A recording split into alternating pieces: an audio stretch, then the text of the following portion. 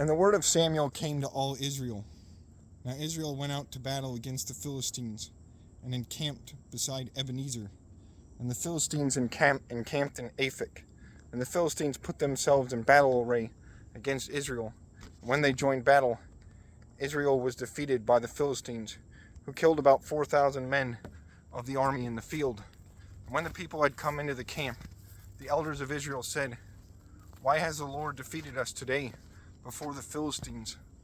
Let us bring the ark of the covenant of the Lord from Shiloh to us, that when it comes among us, it may save us from the hand of our enemies."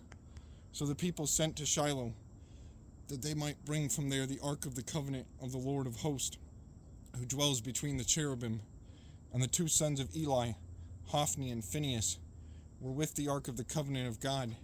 And when the ark of the covenant of the Lord came into the camp, all Israel shouted so loudly that the earth shook. And when the Philistines heard the noise of the shout, they said, "What does the sound of this great shout in the camp of the Hebrews mean?" Then they understood that the ark of the Lord had come into the camp.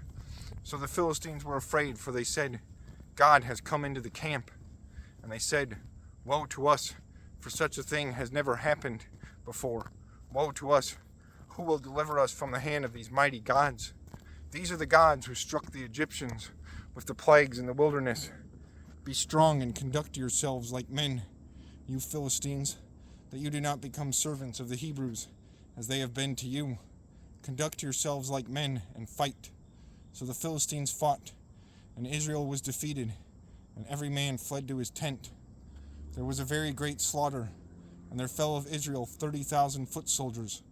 Also, the ark of God was captured, and the 2 sons of Eli, Hophni and Phinehas, died. Then a man of Benjamin ran from the battle line the same day, came to Shiloh, with his clothes torn and dirt on his head. And when he came, there was Eli, sitting on a seat by the wayside, watching, for his heart trembled for the ark of God. And when the man came into the city and told it, all the city cried out. When Eli heard the noise of the outcry, he said, "What does the sound of this tumult mean?" And the man came quickly and told Eli. Eli was 98 years old, and his eyes were so dim that he could not see. Then the man said to Eli, "I am he who came from the battle, and I fled today from the battle line." And he said, "What happened to my son?" So the messenger answered and said, "Israel has fled before the Philistines. There has been a great slaughter among the people.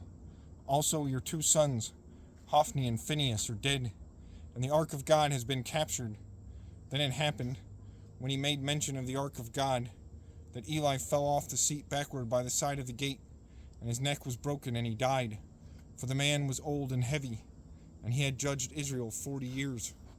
Now his daughter-in-law, Phinehas' wife, was with child, due to be delivered. And when she heard the news that the ark of God was captured, and that her father-in-law and her husband were dead, she bowed herself and gave birth, for her labor pains came upon her. And about that time of her death, the women who stood by her said to her, "Do not fear, for you have borne a son." But she did not answer, nor did she regard it.